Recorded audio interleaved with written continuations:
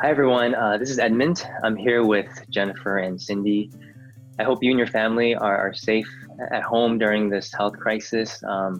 As estate planning attorneys, we've been getting a lot of questions about what to do to protect yourself legally if you become sick and you're hospitalized by the coronavirus. So today, we wanted to share and show you the types of estate planning documents that you can sign and execute right now, so then you have the plan in place to protect yourself if you do become sick. Specifically, we're going to answer questions like, how do you make sure you get the medical treatment that you want if you do end up in the hospital? What type of document do you need to make sure that the hospitals will follow your wishes? How do you ensure that the person you trust most can make the medical decisions for you if you become in a coma or you're just physically unable to make decisions on your behalf? Also, many of you had asked us questions about financial decisions. Who can step in to make your financial decisions? How do they access your bank account?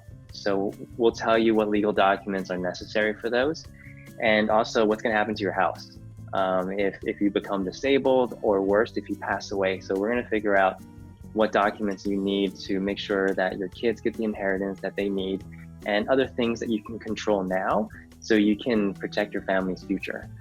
So today we're going to do our best to answer these questions and give you as much value as we can.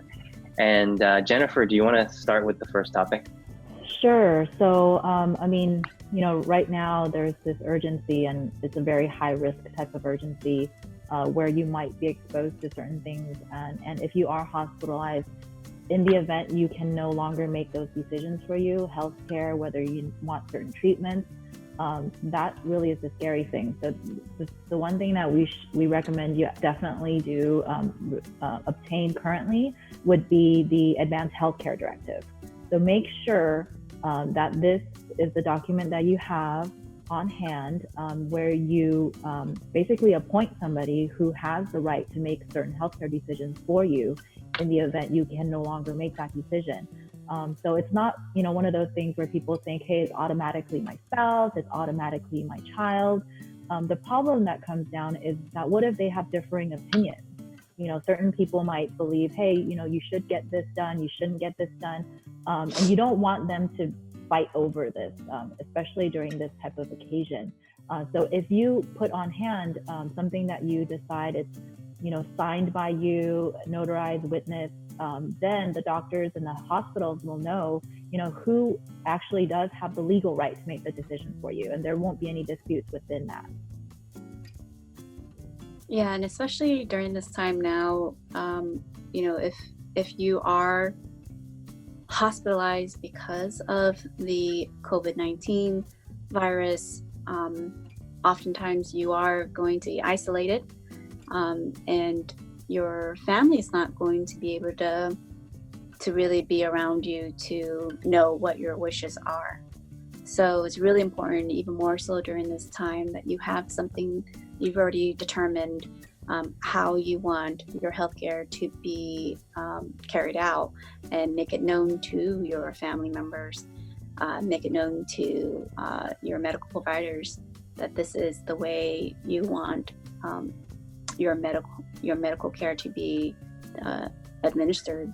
Then it really is crucial to have this.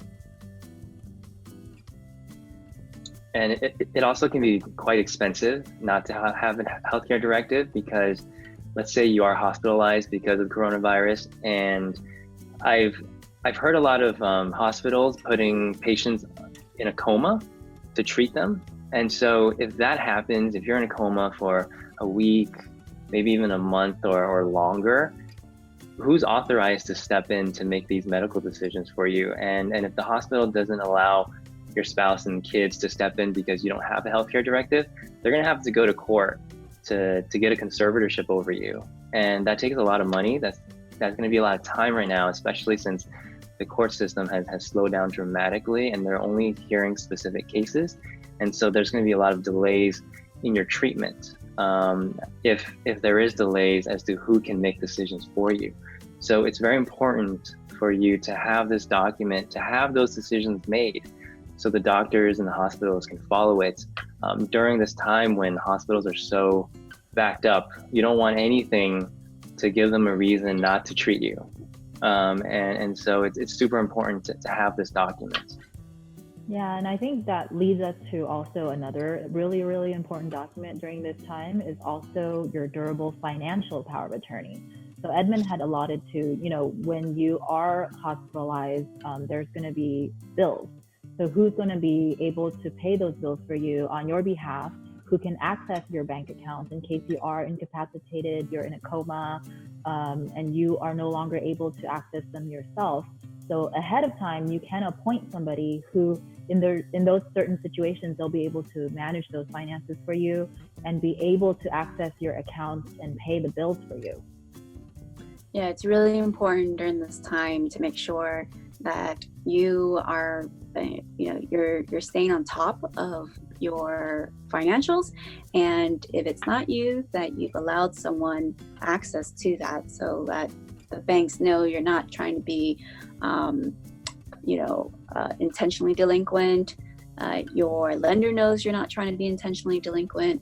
There are a lot of lenders and banks out there that are trying to do the right thing and giving you grace time, but as we all know from history, that there are a lot of not so great bad actors out there who are probably trying to prey on people at this time as well. So you don't want to give them the opportunity for that to happen. A client once told me that their son tried to sell their house while he was in the hospital. Oh, no. And luckily things didn't go too badly. The son wasn't able to do so because he had a power of attorney. And the power of attorney documents didn't say that the son had legal power to manage his finances or to manage his house. And so luckily, because of that, he avoided a catastrophe with his son selling the house and pocketing all the money. That's a really extreme case, very rare. But situations like that should remind you that you need something to protect yourself if you become hospitalized. And not only that, a power of attorney also allows the person you trust to collect government benefits on your behalf. So if you're hospitalized and you need Medicaid or Medi-Cal to help you pay for the bills, your family can help collect those government benefits on your behalf so that you can receive that type of help by the state. Without it, again, your family would have to go to court to get a conservatorship over you, and that would take months right now to get done. Yeah, and I think, that was a really good point that Edmund pointed out. With power of attorneys, there's different types. There's a limited type of power of attorney where you limit certain powers that you're actually granting. So if you only want your, power of attorney agent to be able to do certain things, we can customize it. It's not all for, everything, but you can do some certain limitations. Or, if it's just one of those very, very broad, durable power of attorneys, that can also happen, and we can also help with that. And I think, right now, really, everybody's at home. You have a lot of time to think about certain things. And since the risk is a little bit higher, we also do recommend that you really take a look at kind of your assets. You make sure, hey, if something does happen to me, what are my kids, where are my kids going to go? Who's going to inherit my house? Who's going to inherit the savings that I've, saved up all these years? And it's a good time to take, the effort to make an estate plan. This really goes in depth into not only who gets your assets, but also who will take care of your minor children. I know, all this news out there, there are a lot of people in the front lines, hospital workers, doctors, nurses, pharmacists, you name it, who are facing risks every day.